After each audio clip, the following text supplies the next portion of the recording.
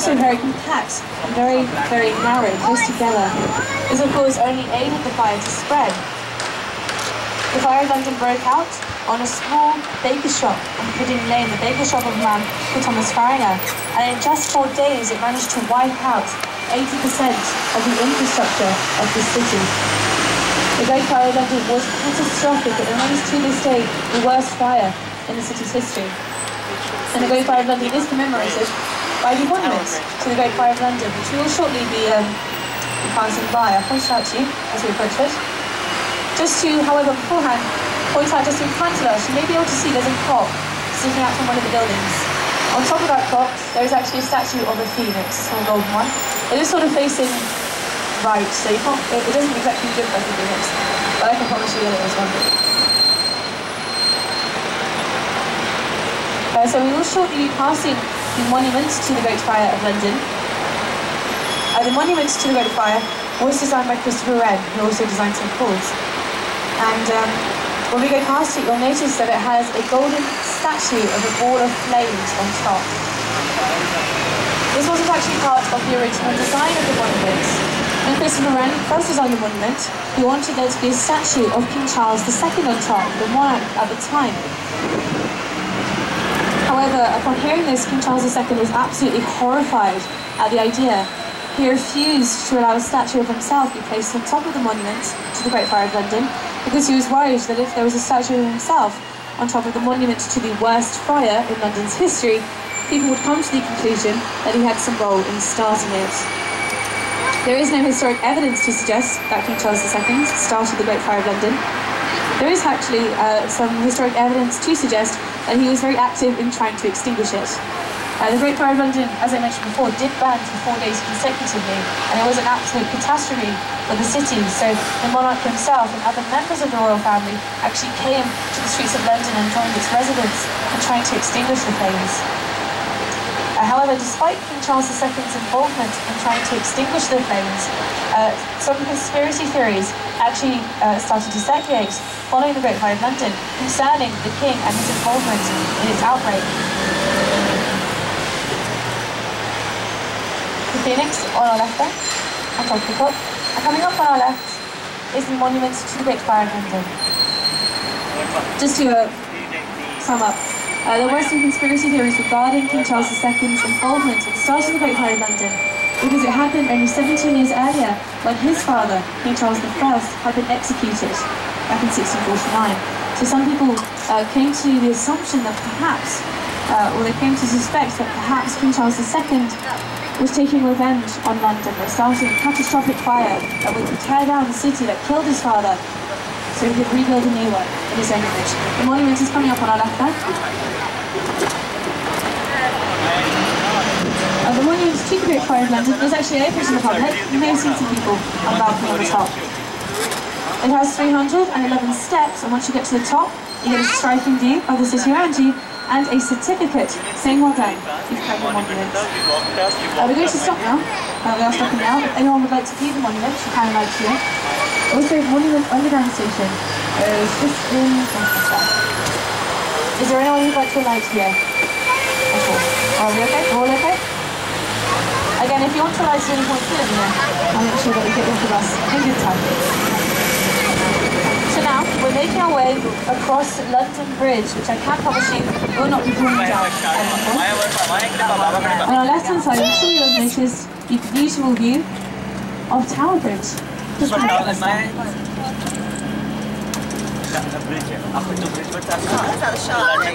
Tower Bridge on our left, not to be confused with London Bridge, which we're making our way across.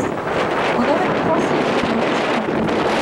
a bridge has stood on this side since the 1100s. There have been various throughout London's history, and the nursery rhyme, London Bridge is falling down, originates from the 13th century London Bridge, a medieval bridge which had houses and shops built on top of it. The infrastructure of these shops and the bridge itself was particularly weak, so they had to be reconstructed quite a lot. So the nursery rhyme of London Bridge is falling down resulted from people's fears that London Bridge will one day crumble up and fall into the Thames. It never did, however, and I'm fairly certain that it won't, touch wood. Speaking of wood actually, if you look to the left, you'll notice some trees.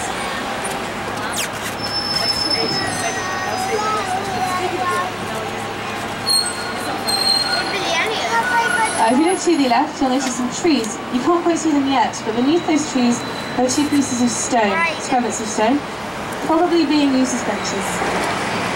And those two pieces of stone are part of a former London bridge, just down on the site of the one that we just crossed. It was a bridge that was sold to a gentleman in Arizona in the late 1800s, and it does still stand in Arizona to this day. It is, however, slightly missing two little pieces that London forgot to send. And they remain in London to this day, just beside the new London Bridge. Wow.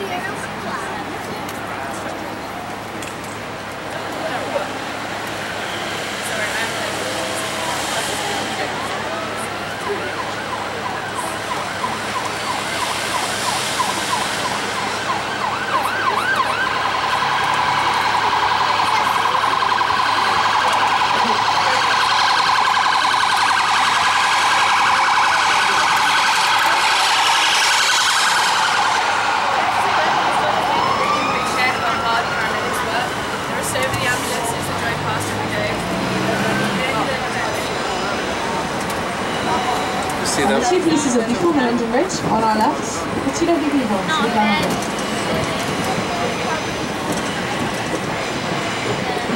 We'll shortly be making a stop here on Tooley Street.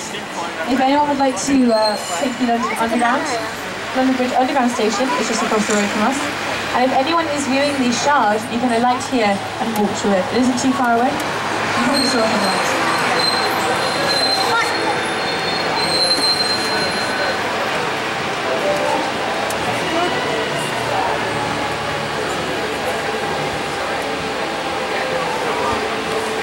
But we are on Tooley Street at the moment, formerly known as London's Larder, as Tooley Street hosted the largest marketplace in London, quite possibly because it's so close to the River Thames that imports will be brought into the city. Remember the Tombs? So now stopping here on Tooley Street, is there anyone who'd like to alight here for the Shard or for the Underground?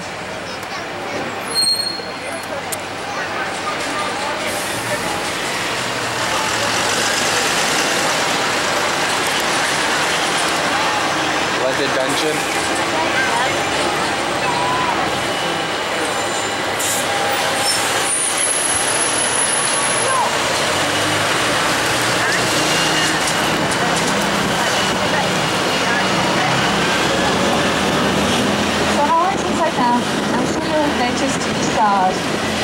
The Shard is currently the tallest building in Western Europe at 1,016 feet.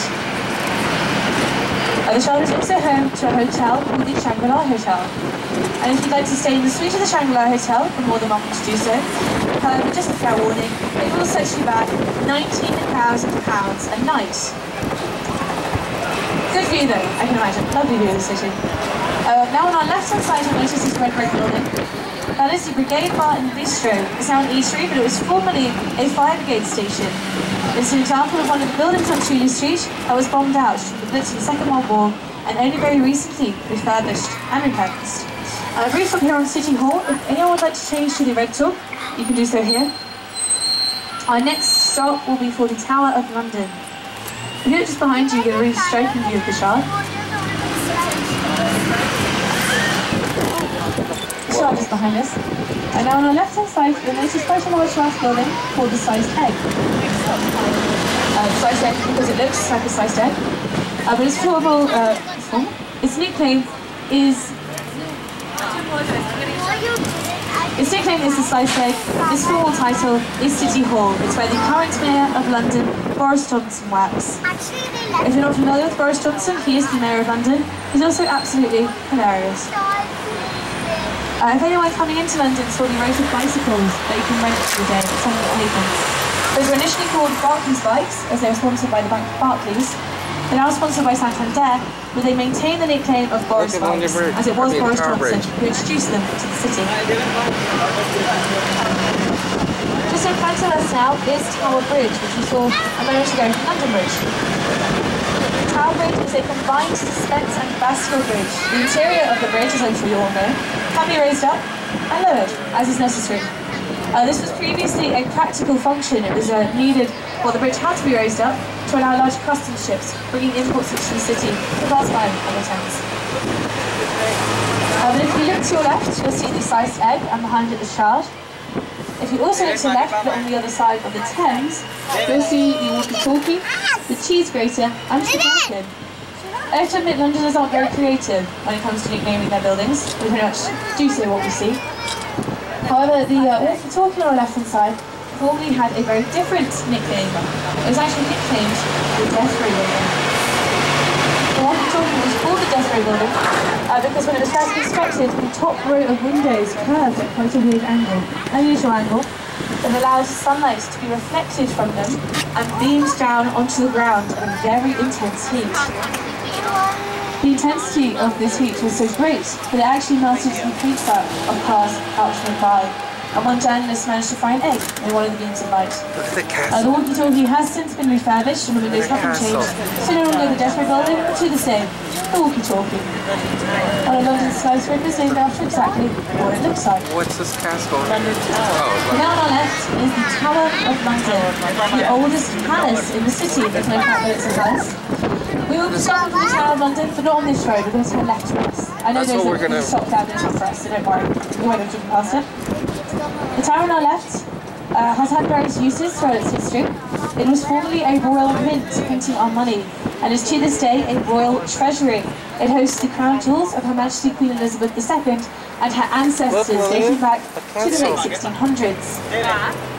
If you go inside of the Tower of London, which you're more than welcome to do, it is open today until 5:30 PM. You can see a fantastic exhibition of crown jewels owned by Her Majesty the Queen and her ancestors. You also get a wonderful exhibition of the tower's history and all of its uses. It was formerly used as actually a zoo, surprisingly enough. A zoo, and also I'm sure many of you will know a prison. It was used as a prison. It held prisoners including William Wallace and Sir Walter Raleigh, as well as Anne Boleyn, Queen Anne Boleyn, who was very famously executed on the grounds of the tower. Well, we're pulling in now to our stop in the Tower of London. If you'd like to open the tower on your left, if you'd like to go inside, please speak to my colleagues on the ground. They'll happily assist you. You can also change here for the rental. Also, it's from the Tower of London where your 3:30 PM Jack the River walking tour departs. And you can also light here to get to Tower Pier, from where you can take your free river cruise. So we're going to stop in the Tower of London. That's okay, have a lovely day.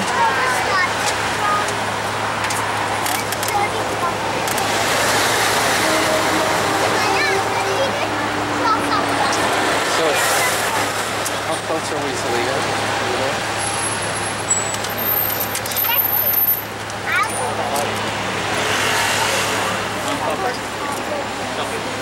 Chocolate